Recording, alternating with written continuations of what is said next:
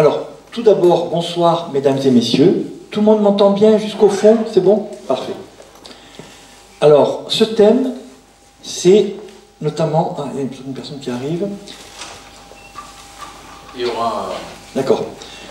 Le thème de Simone Veil a été choisi et je pense que c'est un très bon choix. Pourquoi? Parce que nous connaissons tous, ou nous croyons tous connaître, cette femme exceptionnelle qui a traversé les épreuves, mais en fait, je me suis aperçu en préparant le sujet que beaucoup de gens ne la connaissent pas véritablement, ne connaissent pas vraiment son parcours de vie, son parcours politique, son parcours professionnel, et j'ai trouvé intéressant de raconter sa vie de A à Z, évidemment les moments importants, de manière à vivre à ses côtés toutes les épreuves qu'elle a eues. L'objectif, c'est que Simone Veil étant au Panthéon, c'est comme si c'est un être un petit peu à part. Et j'ai voulu montrer qu'en dehors de ce mouvement-là, Simone Veil, c'est quelqu'un comme nous, qui a eu des épreuves, qui a eu effectivement, qui a relevé des défis. Et son parcours de vie peut être inspirant pour nous tous. Et c'est en ce sens-là que le parcours de vie de Simone Veil m'a interpellé. Alors d'abord, il faut savoir que ses parents sont nés à la fin du XIXe siècle. Donc le père, c'est un être exceptionnel, André Jacob, brillant, donc d'une famille lorraine, avec une amélioration constante de son parcours, brillant, intelligent, études baccalauréat, vraiment remarquable, et il se destinait à de longues études, sauf que la Première Guerre mondiale est intervenue. Il a dû être mobilisé, et très rapidement, il a été fait prisonnier par les Allemands. Il va donc passer la majorité de la Première Guerre mondiale dans les camps allemands, les fameux stalags, et ne sera libéré qu'en 1919. Sa femme, sa future femme, elle, Yvonne Steinmetz, alors elle est brillante aussi, bachelière, études de chimie. Dans les deux cas, on a affaire à des familles, je vais dire bourgeoises, juives, de principe traditionnaliste, pas particulièrement pratiquant, ni dans un sens, ni dans un autre. Et elle voulait faire des études longues, et quand elle s'est mariée, son mari lui a dit, écoute, il faudra que tu arrêtes tes études, parce que tu auras des enfants à élever.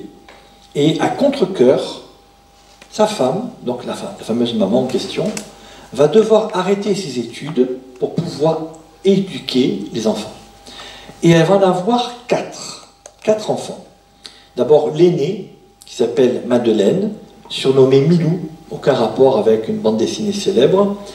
Il y aura donc, elle naît en 1923. Un an plus tard, la deuxième, Denise.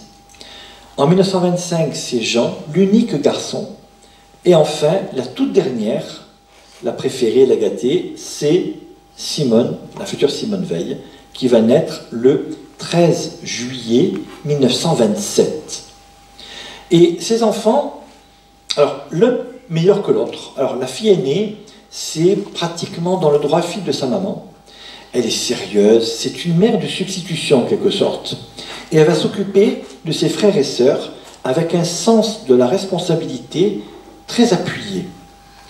La deuxième, Denise, c'est un peu la fille autonome, rebelle, celle qui va avoir un parcours tout à fait atypique, comme nous le verrons tout à l'heure. Et Jean, il est bloqué entre les filles aînées et la dernière. C'est le seul garçon, donc il a du mal à trouver ses marques. Et lui, il est plutôt réservé, il est plutôt poète, il est plutôt dans le côté rêveur, philosophe, etc. Mais il n'a pas tout à fait le temps de s'exprimer, puisque dans cet univers féminin, un petit peu, il faut qu'il trouve ses marques. En tout état de cause, les quatre vont passer par la filière du scoutisme. Et par le biais du scoutisme, les quatre vont se révéler, chacun ou chacune avec sa propre personnalité. Alors, on aura Simone Veil qui sera effectivement ce qu'on appelle lièvre audacieux ou lièvre enragé selon les termes. Et ça dénote bien sa personnalité, tout à fait en avant, tout à fait un peu rebelle, mais en même temps constructif. Et ces enfants vont vivre un âge d'or, les premières années de leur vie, notamment à Paris. En effet, le papa a gagné le second prix de Rome. Donc c'est non seulement un architecte, mais en plus il est reconnu et au niveau diplôme comme au niveau professionnel. Les clients se pressent pour l'avoir comme partenaire. Donc c'est un âge d'or pendant plusieurs années.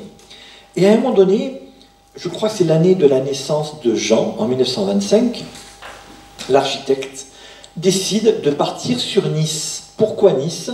Parce que Nice est en plein essor. Il y a notamment, effectivement, alors, la Côte d'Azur, tout ça. Donc, de plus en plus de familles du Nord s'implantent vers le Sud. Et le papa se dit, c'est l'avenir. C'est l'avenir. Nice est une ville prometteuse. On en avait parlé. Et donc, du coup, il s'implante et il a plein de clients. Donc, il a une belle maison spacieuse, etc. Tout irait pour le mieux dans le meilleur des mondes possibles, sauf qu'un événement va bloquer tout ce processus. C'est le krach boursier en 29 et ses conséquences, qui va avoir pour, je veux dire, dans les années qui suivent, un appauvrissement des clients, donc un appauvrissement du papa architecte qui n'arrive plus à vendre ses projets puisqu'il y a moins de construction. Tout est bloqué. Le chômage augmente en masse et on se retrouve littéralement avec un train de vie que l'on ne peut plus assurer. Et le père dit à sa femme, écoute, là les choses vont moins bien, crise économique, déjà, je te propose qu'on déménage dans une maison d'un niveau plus petit. Donc du coup, alors c'est pas la misère, mais c'est par rapport aux années fastes de Paris et aux années fastes de Nice entre 1925 et 29, c'est quand même le jour et la nuit. Et ils vont se retrouver une maison correcte, mais il faut faire attention aux dépenses. C'est plus l'aisance comme on la connaissait. Et au début des années 30, alors les enfants, ils sont très liés entre eux, et ils rient, plaisantent, et à un moment donné, ils racontent la légende, mais c'est pas qu'une légende, c'est une base véritable. Les enfants rient à gorge déployée, et ils se mettent même en tête de chanter l'Internationale, qui est un chant communiste. Et les policiers passent devant. Et donc, ils vont interpeller les enfants, dont Simone Veil, qui est la plus vindicative, et vont lui coller 6 mois de prison avec sursis pour tapage nocturne et rébellion, puisque l'Internationale, c'est un chant plutôt contestataire. Et ils vont demander au papa, mais vous n'entendez rien? Il dit, attendez, moi j'ai rien entendu. Il joue le côté naïf. Ça me rappelle Le Père Noël est une ordure dans ce film, on n'a vraiment rien entendu alors que tout le monde avait entendu.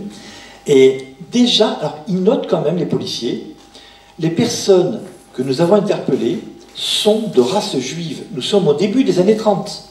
Donc nous sommes en pleine démocratie, il n'y a pas d'occupation, et déjà ils notent ça. Et on voit que Simone Veil, elle a sa propre personnalité, un peu rebelle, un peu contestataire, mais en tout cas, les enfants ne jurent que par leur maman. Alors la maman, elle est un bout de sucre pour les enfants, elle sera un modèle pour l'aîné, la deuxième, et la troisième. Pour Jean, je connais moins bien le parcours, mais elle était véritablement le pilier de la famille, littéralement. Très belle femme, intelligente, qui pousse les enfants à faire des études, etc. Vraiment, c'est quelqu'un de très stimulant. Les années passent, et le père, c'est ce qu'on appelle un père qui il croit dans la France, ancien combattant, il s'est intégré directement dans la patrie, et pour lui, il a un mépris total des Allemands qui traitent comme Boches. Pour lui, ce sont toujours des Boches, et il a un mépris profond pour eux. Et à la fin des années 30, déclenchement de la Seconde Guerre mondiale, il est relativement confiant. Il est relativement confiant. Pour lui, la France, c'est la meilleure armée du monde. Les Allemands ne peuvent qu'être vaincus. Et c'est avec d'autant plus de surprise qu'il va remarquer que finalement, les événements ne se déroulent pas comme prévu. À partir du mois de mai 1940, en 5 semaines seulement, eh bien, les Français sont battus. Paris est occupé par les Allemands le 14 juin, et ensuite il y a l'armistice, etc. Pour lui, c'est un choc complet. S'il avait pu, il aurait même été candidat pour combattre à nouveau, mais il était trop âgé, il flirtait avec les 48 ans, et donc on n'a pas voulu de lui.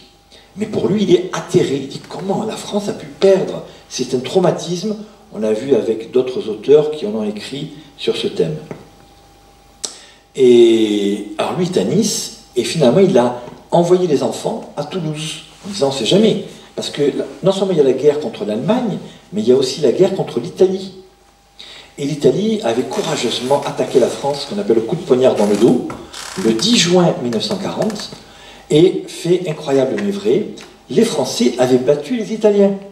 Ce qui était une grande consolation pour les Français en disant, certes, on a perdu contre les Allemands, mais contre les Italiens, on a été très fort. En effet, ils ont bloqué l'avancée italienne, et du coup, le papa qui avait peur que toute la zone soit occupée par les Italiens, ben, il a dit aux enfants, revenez, revenez, puisque de toute manière, eh bien, Nice n'est pas sous le contrôle italien. Il reste sous le contrôle de la France. Donc tout le monde revient. Et puis, alors, il faut bien savoir que nous sommes en 1940. Assez rapidement, Vichy va donner les pleins pouvoirs à Pétain le 10 juillet 1940. Les pleins pouvoirs pour constituer un nouvel État, qui sera l'État français, et non plus la République française. Et assez rapidement, on a des mesures qui vont être des mesures d'exclusion. On exclut les francs-maçons, on exclut les juifs, on exclut tous ceux qui pensent de travers. Et assez rapidement, il y aura deux mesures importantes qui vont avoir un impact pour cette famille. Un, celle du 27 septembre, qui, je veux dire, officialise le rationnement. Et ce rationnement, c'était vraiment, les gens vont crever de faim. Il va durer 8 à 9 ans, le rationnement. Institué en 40, en 48-49, les gens sont encore rationnés. C'est à la fin des années 40 que les Français vont pouvoir manger à leur faim. Donc ça va durer 8 ans. Et certains disent même que le rationnement après la libération a été pire qu'avant la libération. C'est fou, hein? Et on aura le 3 octobre 1940, allez-y en chœur, nous aurons un statut, hélas, dramatique qui s'appelle le statut des Juifs, tout à fait, qui a été voulu par Pétain et qui a été aggravé par Pétain, puisqu'on a retrouvé, c'est Serge Klarsfeld qui l'a trouvé, des annotations qui indiquaient qu'il fallait renforcer le contrôle, et donc en clair, alors il y aura plusieurs lois, le statut des Juifs le 3 octobre, il y aura des mesures complémentaires le 2 juin 41, et à chaque fois, on va dire, voilà, ben, numerus clausus pour les Juifs, ils ne pourront pas faire des professions libérales, ils ne pourront pas travailler comme fonctionnaires, et pour le reste, ils peuvent être commerçants, en attendant que des mesures extrêmement graves de spoliation soient mises en œuvre sur le même modèle que ce qu'avait fait le Troisième Reich entre 1935 et 1938. Et il faut donc se recenser. Ça fait partie de la loi du 3 octobre. Et le père dit, j'ai rien à cacher, je revendique ma judéité, même s'il n'y avait pas de base religieuse, et le fils n'était pas circoncis d'ailleurs. Et il va donc se faire recenser, alors que sa fille, Simone Veil, l'avait supplié de ne pas y aller. Il dit, mais on n'a rien à cacher, on est sous la protection de la France, démocratie, la zone libre, puisqu'on avait une zone occupée au nord, et la zone libre, je schématise, au sud. Et donc il se fait recenser, et au fur et à mesure qu'il y a une aggravation des règlements. Et à un moment donné, non seulement il faut se faire recenser, il faut même déclarer ses biens. Il faut déclarer tous ses biens. Ça me rappelle un petit peu une mesure confiscatoire qui est proposée de rétablir l'ISF, où il faut déclarer tous ses biens de nouveau. Si un parti politique réussit à avoir la majorité absolue. Et il faut donc déclarer tous ses biens, y compris les radios, les TSF, transmission sans fil. Et le père dit non, ça suffit. Je veux bien me faire recenser, je veux bien déclarer mes biens. Il n'est pas question que je sois déconnecté des nouvelles. Je garde ma radio. Je la garde. C'est le seul cas où il a désobéi. Et pendant 2 ans, donc, il est sous le contrôle donc, de Vichy, mais il n'y a pas d'Italien, il n'y a pas d'Allemand. Les choses vont se compliquer à partir de novembre 1942. En effet, à cette date-là, il y a ce qu'on appelle l'opération Torche. L'opération Torche, c'est le débarquement des Anglo-Américains en Afrique du Nord, afin d'avoir une base de départ pour pouvoir prolonger la libération. Et en représailles au fait que les Alliés ont mis la main sur l'Afrique du Nord, ou ont débarqué, les Allemands décident de violer la souveraineté française sur le sud de la France, et le 12 novembre 1942, ils envahissent la zone libre. Ils envahissent la zone libre, et donc la fiction de Vichy tombe, puisque les Allemands vont contrôler la totalité de la France, y compris les Bouches-du-Rhône, région qui est chère à mon cœur. Et par contre, tout ce qui est à l'est des Bouches-du-Rhône sera sous le contrôle des Italiens, dont Nice, qui fera partie de la zone italienne. Bon, les Italiens ne coopèrent pas sur les lois racistes. Je rappelle que Vichy était allé jusqu'à rouspéter auprès des Allemands pour dire « Mais monsieur, les Italiens ils nous empêchent de rafler les Juifs. » C'est quand même fou. On a vu en juillet 42 la rafle du Veldiv le 16 et 17 juillet, puis les rafles en zone sud à partir du mois d'août, d'où des contestations, notamment émanant de l'Église, qui avait élevé la voix contre certaines rafles qui avaient lieu entre août et septembre, et donc le quota des Juifs arrêtés n'était pas réalisé. Donc l'occupation italienne va durer à peu près du 12 novembre 1942 jusqu'au 8 septembre 1943. Et qu'est-ce qui a changé? Tout simplement, c'est qu'à partir de l'été 1943, Mussolini est destitué par le grand conseil fasciste. Ce sont les fascistes qui ont destitué leur propre chef, Benito Mussolini, et l'Italie s'apprête à renverser ses alliances et à signer un armistice avec les Alliés le 3 septembre 1943, à condition que ce soit secret. Sauf que les Américains dévoilent le poteau rose le 8 septembre, et donc les Allemands vont interner les Italiens et vont récupérer Nice, et tout, donc ils vont récupérer la totalité de la France et tout le sud-est. Et à partir de ce moment-là, eh bien, les temps vont devenir extrêmement compliqués pour la communauté juive. Alors, le papa, qui vit toujours à Nice, dit à ses enfants, attention, là il y a des rafles qui commencent, j'ai des amis qui étaient proches, qui ont été raflés, donc il y avait Madeleine, Dite-Milou et Denise qui étaient chez les éclaireurs, les scouts. Restez là où vous êtes. Madeleine, cependant, va rejoindre sa famille à Nice, et Denise va rester là où elle était, où elle va rentrer dans la résistance. Donc Denise, la sœur de Simone Veil, va rentrer dans la résistance à partir de ce moment-là, septembre-octobre 43, et elle va jouer un rôle clé dans la résistance. Elle va prendre énormément de risques, et ça sera la grande résistante de la famille. Madeleine rejoint donc la famille à Nice. Il y a donc Madeleine, Jean, Simone, et le père et la mère. Et la fille qui avait fait des études, Simone Veil, se voit interdire le lycée par sa propre directrice, soi-disant parce qu'il y avait eu 2-3 juives qui avaient été arrêtées, et visiblement, la directrice ne voulait pas avoir des problèmes de conscience, donc elle lui a dit, écoute, tu restes chez toi, tu prépares le baccalauréat chez toi, tu te débrouilles. Elle a réussi à avoir les copies par rapport à ses amis, les professeurs l'ont aidé pour lui donner des corrigés, et c'est ainsi qu'elle prépare de manière très studieuse chez une de ses professeurs qui l'héberge, Madame Villeroy, et qui va l'entraîner. Et cette année-là, en 1944, le baccalauréat n'a pas lieu en juin. Il a lieu fin mars. Pourquoi? Parce que tout le monde pense qu'un débarquement en Provence est prévu et qu'il est nécessaire d'anticiper le baccalauréat pour que ça ne se télescope pas avec le débarquement. On verra bien. Et donc, fin mars, Simone Veil va concourir au baccalauréat sous son vrai nom. Sous son vrai nom. Elle passe ses épreuves fin mars. Et donc le 29 mars, elle passe ses épreuves. 30 mars, elle décide, contre l'avis de ses parents, de sortir et de marquer le coup de la fin des études avec ses amis. Le problème, c'est qu'entre-temps, depuis plusieurs mois, le père avait trouvé des faux papiers.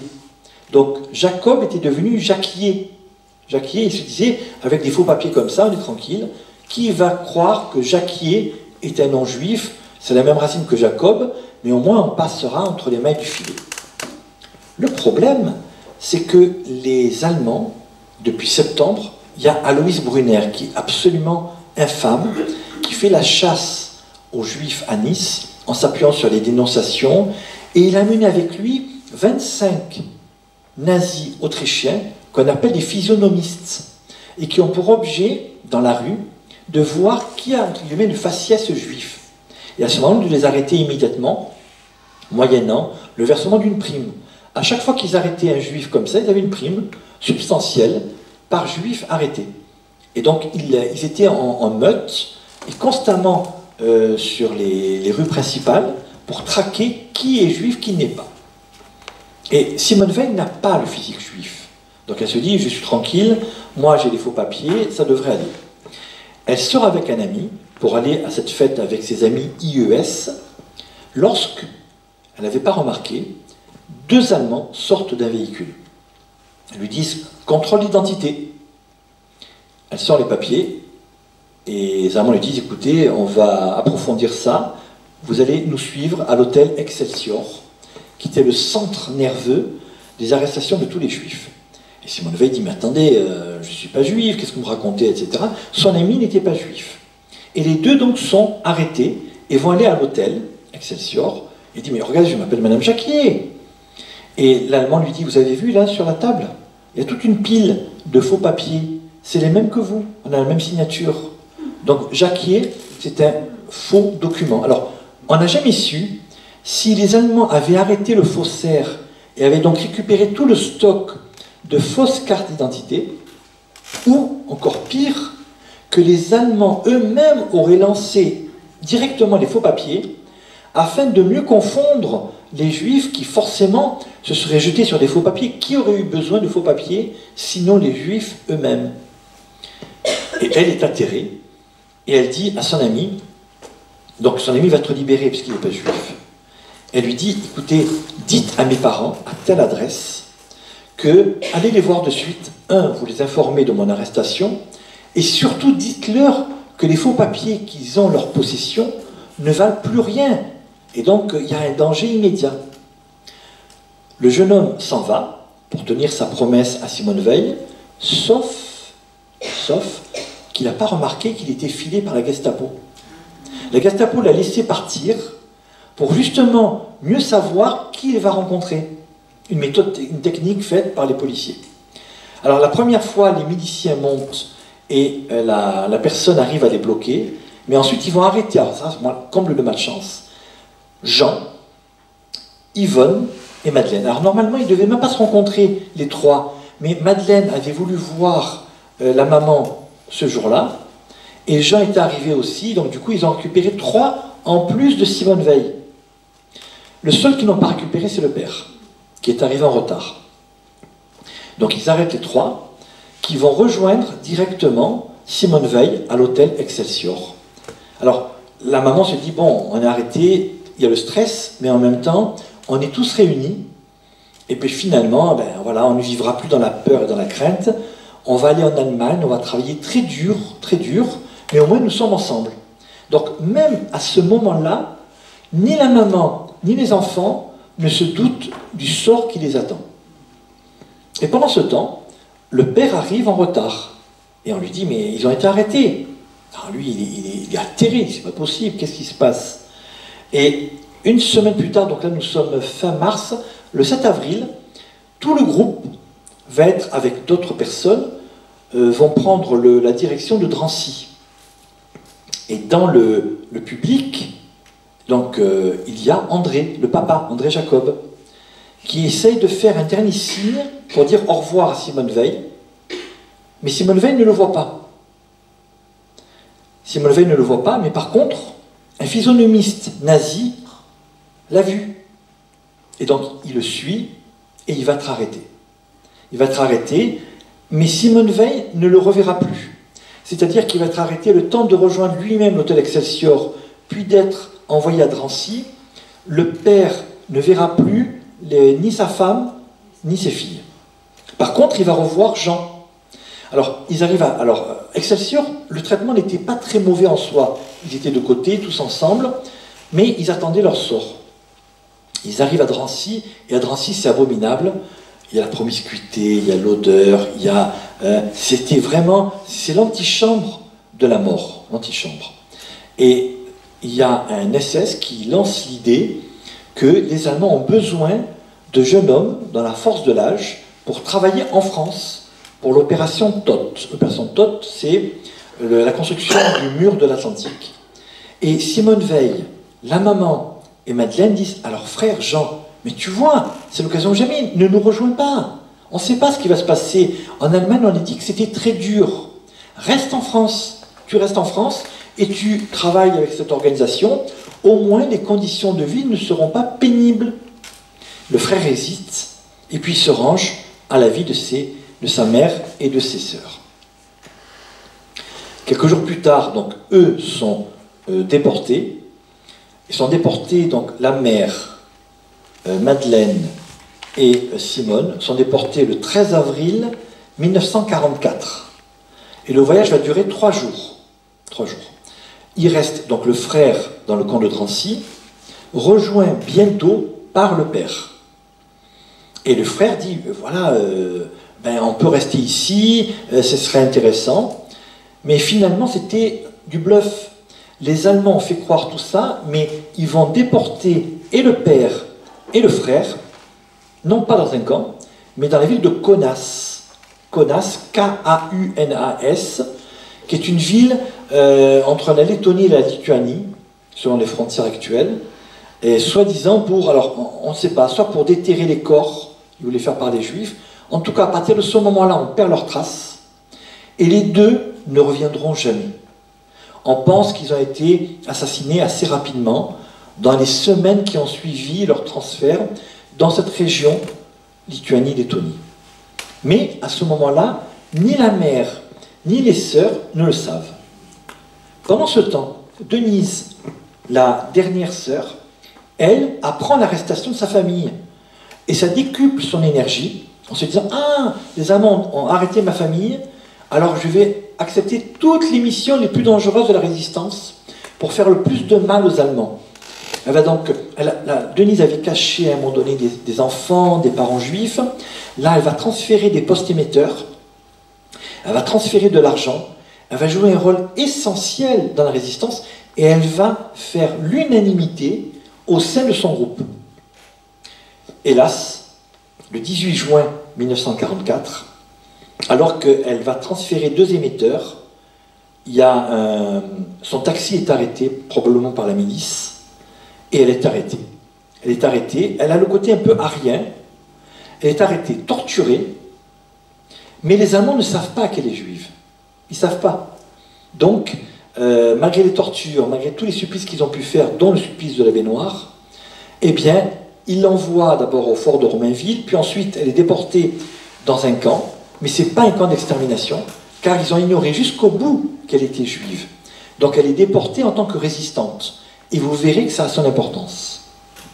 Pendant ce temps, le 15 avril au soir, 44, en pleine nuit, eh bien, la famille donc, arrive dans le camp d'Auschwitz. Schématiquement, il y a 3 camps d'Auschwitz. Il y a Auschwitz 1, 2 et 3. Le 1, c'est un camp de concentration. Le 2, c'est un centre de mise à mort, un camp d'extermination. Et le 3, c'est un camp qui travaille pour les usines allemandes, dont notamment ce qu'on appelle les grandes sociétés d'acier ou de gaz ou de chimie allemandes. Et elles arrivent dans le camp principal. Et les Allemands disent « Ah, on sera dehors, etc. » En pleine nuit, les projecteurs sont devant. C'est fait exprès pour désorienter les déportés, de suite. Donc, ils arrivent, et à un moment donné, ils voient des ombres, des gens hagards, etc. Et ils ne comprennent pas. Ils ne comprennent pas. Et il y a un monsieur qui parle en français à Simone Veil et lui dit en français « Dites que vous avez 18 ans. » Elle en a 16. « Dites que vous avez 18 ans. » Il dit « Bon, je vais faire ça. » Il dit « J'ai 18 ans. » Et finalement, les 3, la maman et les 2 filles, sont rassemblées ensemble. Elles sont rassemblées ensemble. dans des salles infectes, les couvertures sont pourries, enfin bref, tout est pourri, la nourriture ignoble, et elles doivent soulever des pierres, elles doivent faire des tranchées, elles doivent soulever des pierres. Et Simone Veil est très maligne. Elle comprend que si elle soulève des petites pierres, elle sera battue. Si elle prend des grosses pierres, elle va s'effondrer. Donc au juger, elle prend les pierres ni trop grosses ni trop faibles, de manière à travailler sans pour autant s'user particulièrement. Et tout le monde est rasé, sauf elle. Elle est rasée, mais elle a un petit peu de cheveux. Et ils vont rester comme ça pendant à peu près 3 mois. 3 mois, conditions abominables. Et là, elle raconte tout, Simone Veil. Je vous donnerai en fin de speech les sources biographiques pour compléter la connaissance, si vous souhaitez aller plus loin. Et pendant 3 mois, c'est l'enfer. Mais la maman encourage les filles. Courage, voilà, tenez le coup, etc. Et c'est la maman qui est le pilier de la famille. Simone Veil ne jure que par elle. Elle est vraiment, c'est vraiment le socle. Mêlé d'admiration. Et au bout de 3 mois, il y avait une capot qui était d'une brutalité inouïe, surnommée Stenia. Stenia, et elle était cruelle, tellement cruelle qu'on l'avait surnommée une bête dans le corps d'un individu. Tellement elle était monstrueuse. C'est une ancienne prostituée. Et elle voit Simone Veil. Elle s'approche d'elle. Qu'est-ce qui se passe? Qu'est-ce qu'elle me veut? Et elle lui dit: tu es beaucoup trop jolie pour mourir ici. Fais-moi confiance, j'essaierai de t'aider. C'est comme si vous avez Mengele, le pire médecin, qui va vous dire: je vais vous aider. Enfin, c'est hallucinant, hallucinant littéralement. Et du coup, elle va tenir parole. Elle va tenir parole. Et au bout de quelques semaines, elle va en effet la transférer sur un autre centre, qui est le centre de Beaubrec, à quelques kilomètres d'Auschwitz. Et le centre n'a plus rien à voir avec Auschwitz. On travaille pour une société. Les conditions sont difficiles, mais beaucoup moins difficiles que dans le premier cas. Je rappelle qu'à Auschwitz, c'est 12 heures par jour, 7 jours sur 7. Vous mangez une petite soupe qui n'est rien du tout. Alors que là-bas, il y a une infirmerie, il y a un dimanche sur 2 où on peut se reposer, et la nourriture est plus copieuse. Plus copieuse. Et à tel point les conditions sont tellement intéressantes qu'on appelle le sanatorium, tellement c'est le jour et la nuit par rapport à l'autre structure. Et ah oui, j'ai oublié de vous dire quelque chose de très important.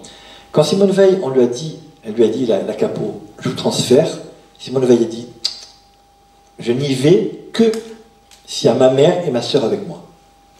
Et la capot, soit par admiration pour ce qu'elle a fait, soit parce que simplement, elle avait une telle admiration pour elle, elle dit: d'accord, j'accepte. Et elle a ramené avec elle sa mère et sa sœur. Alors donc c'est Madeleine, la sœur aînée, et alors, évidemment ils vont travailler, mais c'est plus supportable. 6 mois plus tard, les Russes soviétiques avancent et sont prêts de libérer Auschwitz. Et les Allemands décident d'évacuer le camp, dont le camp Beaubrec également, qui va être évacué. Et là, il y a la fameuse marche de la mort. Alors, c'est abominable, dans le froid glacial, elles doivent marcher. C'est vraiment chacun pour soi. Même entre déportés, les conditions sont très difficiles. Et il faut surtout faire preuve d'égoïsme. Dès qu'il y a un déporté qui n'a plus la force, il est immédiatement abattu par les Allemands.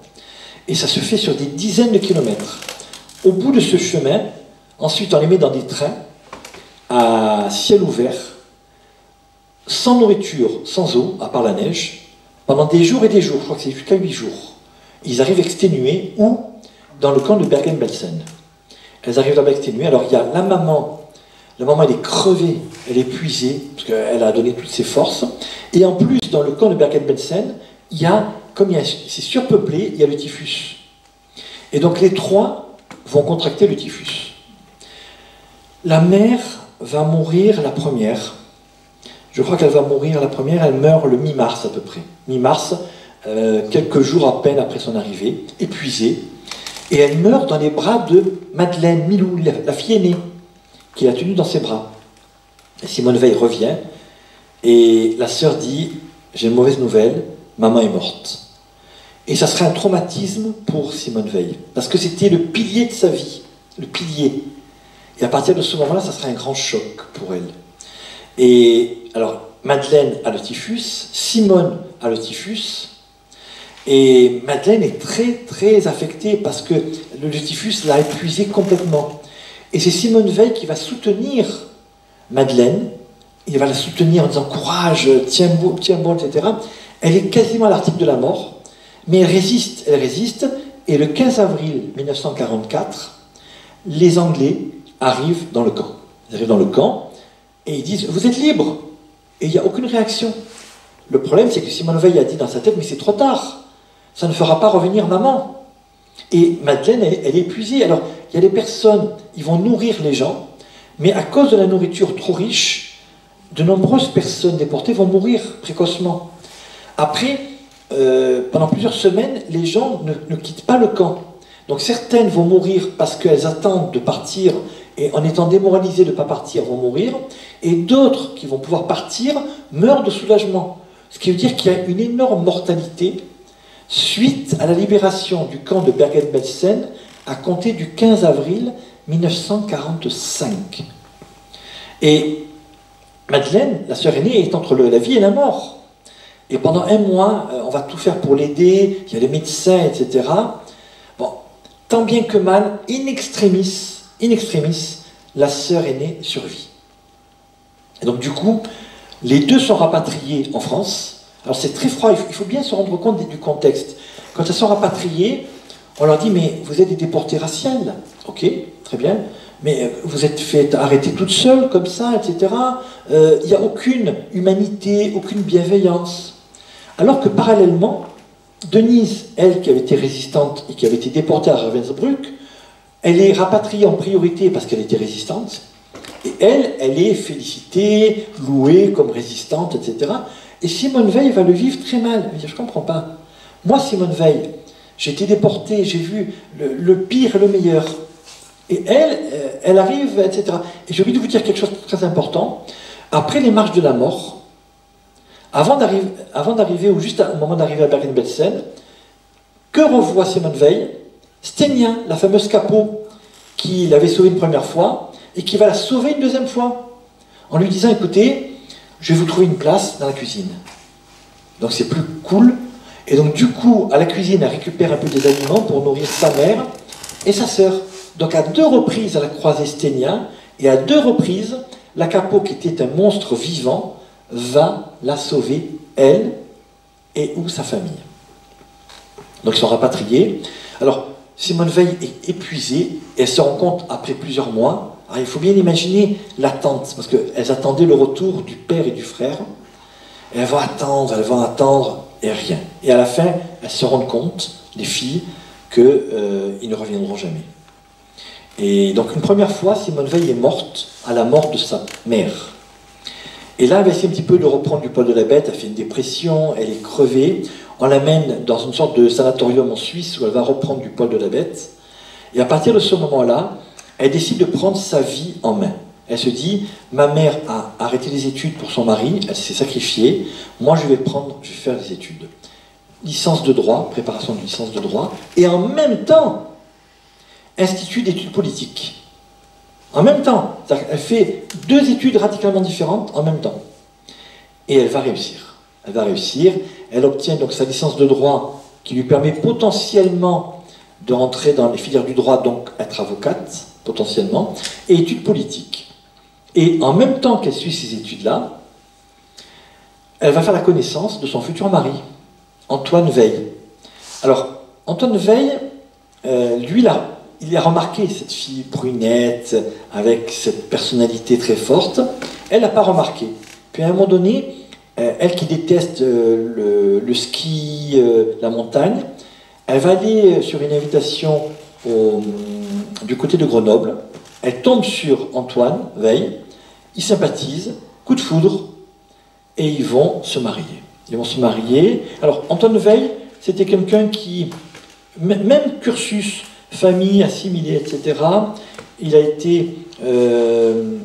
a combattu dans l'armée française, vraiment un parcours à peu près similaire. On retrouve la même symétrie familiale, sauf que la famille d'Antoine Veil adore la musique, alors que André avait dit, celui qui va écouter la radio avec la musique, je jette la radio directement par devant la fenêtre. Ils avaient toute la culture sauf la musique. Et donc Simone Veil va avoir plusieurs enfants. Elle va avoir l'aîné, Jean. Pourquoi Jean? En hommage au frère qui n'est pas revenu, Jean, qui est né, je crois, en 1947-48, dans ces eaux-là. Ensuite, il y aura le deuxième, c'est Claude Nicolas. Et le dernier, en 1954, c'est Pierre-François. Les trois. Et donc, elle va s'occuper des enfants, elle va s'occuper de l'avenir de son mari. Et son mari, lui, il a un beau réseau relationnel, il a fait des études, etc. Et il fait la connaissance d'un homme qui va être connu, qui s'appelle Alain Poher. Et Alain Poher lui dit, moi j'ai besoin véritablement de quelqu'un qui soit mon assistant. Est-ce que tu veux venir avec moi? Bien sûr, c'est inespéré. Alors où est-ce qu'il faut que j'aille? Il faut venir en Allemagne. Il faut venir en Allemagne, à Wiesbaden. Alors Antoine Veil dit, moi je veux bien aller à Wiesbaden, mais ma femme est une ancienne déportée, je ne sais pas si elle va accepter. Et finalement, elle va accepter. Elle va accepter. Sa sœur lui dit, mais tu es folle. Madeleine, elle dit, tu es folle. Tu vas aller en Allemagne, mais ton père qui détestait les Allemands, il doit se retourner, etc. Et elle va en Allemagne, à Wiesbaden, puis bientôt à Stuttgart, où elle vit dans une sorte de, comment dire, c'est pas une colonie américaine, mais c'est la zone d'occupation américaine, beau salaire, bien payé, et puis finalement c'est une bonne situation. Pendant ce temps, Madeleine, elle fait des études de psychologie, elle va rencontrer bientôt son mari, Pierre, et elle va avoir un enfant, Luc. Alors il y a donc Madeleine qui fait des études de psychologie, Denise, elle, est dans le réseau de la résistance avec tous ces mouvements associatifs où elle est reconnue et valorisée. Et puis, il y a des liens extrêmement forts entre Simone Veil et Madeleine. Très fort. Pourquoi? Les deux ont connu les mêmes épreuves, les deux. Donc, elle ne peut pas en parler avec son mari, elle peut en parler, mais il ne comprend pas. Elle peut en parler avec d'autres personnes, mais ils ne comprennent pas. Les gens lui disent, mais madame, vous êtes revenue des camps, donc vous avez dû vous prostituer par rapport aux Allemands, vous avez dû être une collabo. C'est abominable, il y a eu des critiques d'une férocité qu'on n'imagine même pas. Presque à la limite, il fallait qu'elle s'excuse d'être revenue. Alors que pour Denise, on ne disait rien du tout. C'est une résistante, vous êtes laissé avoir, etc., etc. Et Madeleine était la seule qui la comprenait. Et donc il y avait des liens extrêmement forts entre la fille aînée, Madeleine, Milou, et derrière, Simone. Donc, les deux se rapprochent. Alors, elle est en Allemagne, l'autre est en France. Et puis, Simone Veil lui dit, écoute, Madeleine, viens me voir. Tu sais à quel point ils correspondaient chaque semaine. Chaque semaine, il y avait une lettre où c'était Simone vis-à-vis de Madeleine, ou c'était Madeleine vis-à-vis de Simone. Très étroitement liés, comme des sœurs jumelles. Et donc, la sœur vient la voir en 1951. Elle va passer 1 à 2 semaines l'été avec eux. Ils sont très contents, ils font connaissance avec les maris respectifs. Les maris s'entendent très bien, Antoine et Pierre. Et puis, il y a une telle complicité entre les filles, entre les sœurs, que c'est vraiment parfait. Et elle lui fait promettre de revenir dès que possible l'année prochaine, en 52. En 52, l'année suivante, Madeleine revient voir Simone, cette fois-ci à Stuttgart, et ils passent 2 semaines de rêve, l'été 1952. Et à la fin, donc, ils se disent au revoir. Et Simone Veil lui dit, c'est dommage que tu doives partir. Oui, le soir même où elle devait partir, Antoine avait un repas. Il lui dit, tu ne vas pas prendre ton repas, tu vas rester avec nous. C'est pas tout le temps qu'on a Madeleine avec nous, il faut être solidaire. Le mari va filmer le départ de la voiture, et le lendemain, aussi le lendemain ou le soir même, il y a un coup de téléphone. Alors il y a Antoine Veil qui décroche, et il dit à Simone, j'ai une mauvaise nouvelle, la voiture sur le retour a eu un accident, grave accident. Et il lui dit, ta sœur est morte. Et là, c'est des hurlements, puisque c'était véritablement le dernier lien qui la tenait. Simone Veil dira toujours, je suis morte une 2e fois, et quand elle en parlera plus tard, elle parlera de la Shoah, de plein de choses, elle sera incapable de parler de sa sœur sans pleurer immédiatement. Elle a dit, l'un c'est l'histoire, mais avec ma sœur c'était fini, c'est comme si je partais une 2e fois.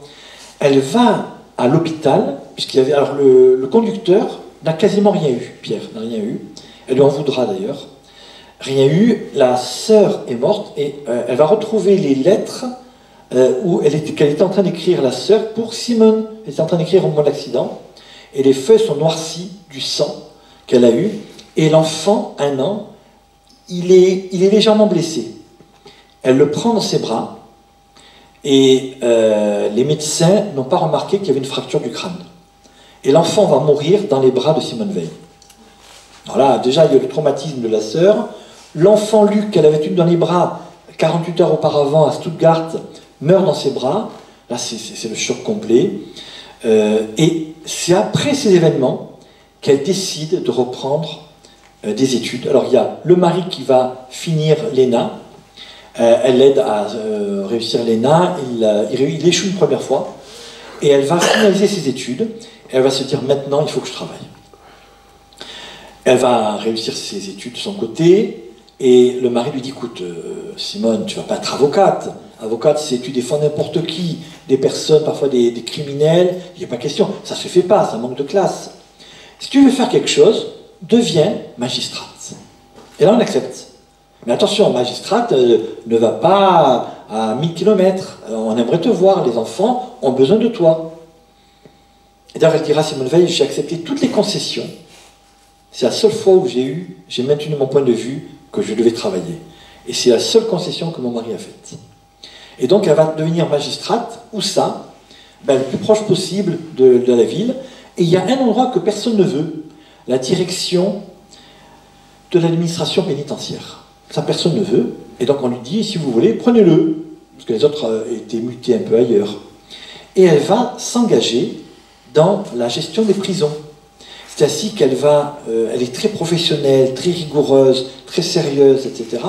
Elle se met un devoir de vérifier chaque prison, de voir les conditions de vie des prisonniers. Elle fait rapport sur rapport, dit comment la personne, elle est en prison dans des conditions déplorables, tout le monde s'en fout, mais elle insiste tellement qu'elle arrive à avoir gain de cause dans certains cas.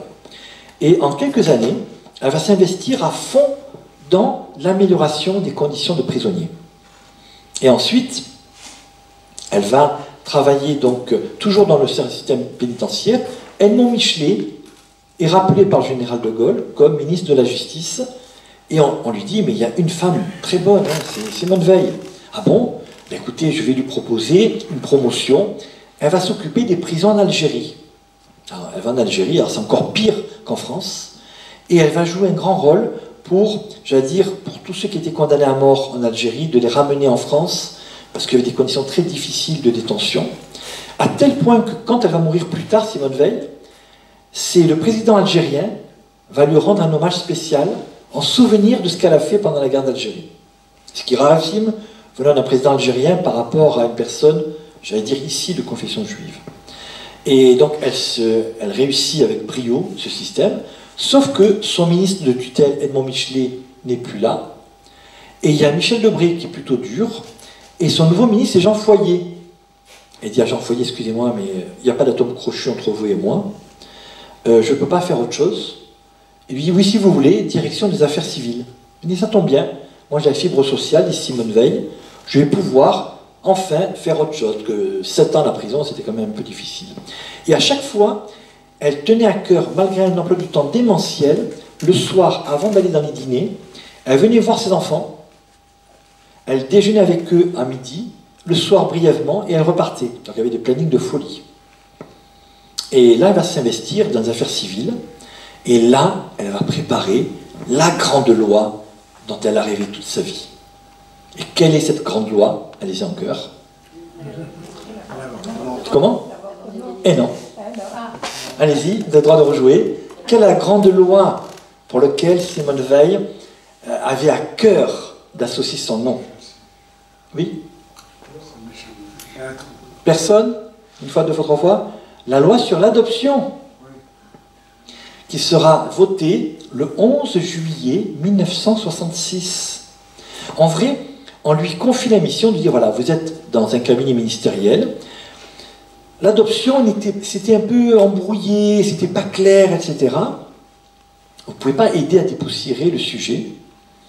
Et au départ, on lui met des bâtons dans les roues. mais elle va avoir le soutien des deux plus hautes autorités françaises. Le général de Gaulle et Pompidou vont la soutenir. Mais pourquoi donc? Que viennent faire Pompidou et de Gaulle sur l'adoption? En quoi ça les concerne? Et c'est eux qui vont soutenir Simone Veil dans la préparation du dossier. Quelle est la raison d'après vous? Ils étaient peut-être adoptés aussi. Non, vous n'êtes pas loin. Comment? Vous avez une enfant invalide.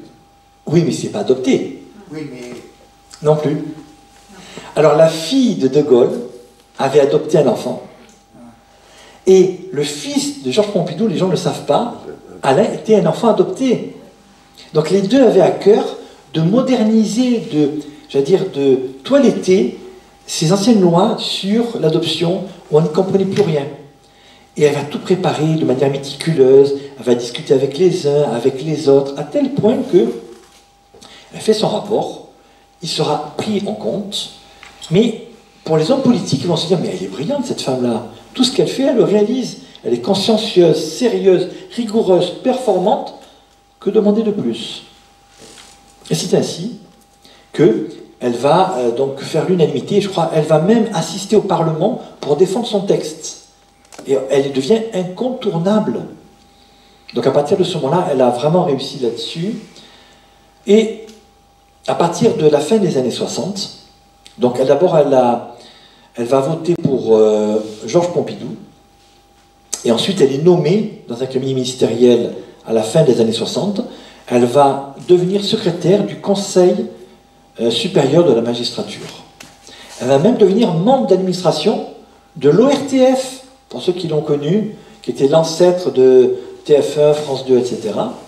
Et donc elle est demandée, c'est quelqu'un de performant, d'efficace. Donc là, elle a travaillé dur, mais je rappelle qu'au départ, c'était Antoine Veil qui aurait dû avoir la carrière, parce que lui était prometteur, l'ENA, il est sorti dans la botte, homme d'affaires, haut fonctionnaire, il avait tout pour lui. Sauf que, par un fabuleux concours de circonstances, c'est sa femme qui a eu la carrière que lui aurait dû avoir. Donc au départ, ça n'a pas été facile à digérer, mais il a eu l'intelligence de l'accepter pour ne pas la perdre, et elle a fait des concessions pour ne pas le perdre également. J'allais dire, le Shalom Bayit avait primé en l'occurrence. Et donc du coup, il se trouve que à la fin des années 60, donc on est après mai 68. Alors mai 68, elle a vu d'un bon œil, en disant la jeunesse rebelle, c'est bien, elle ne va pas aller jusqu'à manifester quand même, mais elle va le soutenir. Et à partir des années, début des années 70, il y a, comment dire, je ne vais pas dire un nouveau sujet qui va monopoliser l'attention. C'est, je ne sais pas, certains vont se rappeler, la une du Nouvel Observateur du 4 avril 1971. Et cette couverture, c'était le manifeste de 343 personnes qui avaient déclaré avoir avorté et qui demandaient qu'on dépénalise l'avortement. Il faut savoir que, pour faire un petit retour en arrière, en 1920, la France avait adopté des textes très durs contre l'avortement. Et pendant la guerre, Seconde Guerre mondiale, Pétain n'avait pas hésité à faire guillotiner une avorteuse. On le voit très bien dans le film Une affaire de femme, qui a été guillotinée le 31 juillet 1943 à la prison de la Petite Roquette pour avoir fait avorter des personnes. Donc, l'État français ne badinait pas avec ce type de questions. Les années passent, et puis on se dit, bon, on va dépénaliser le côté avortement, mais c'était toujours interdit.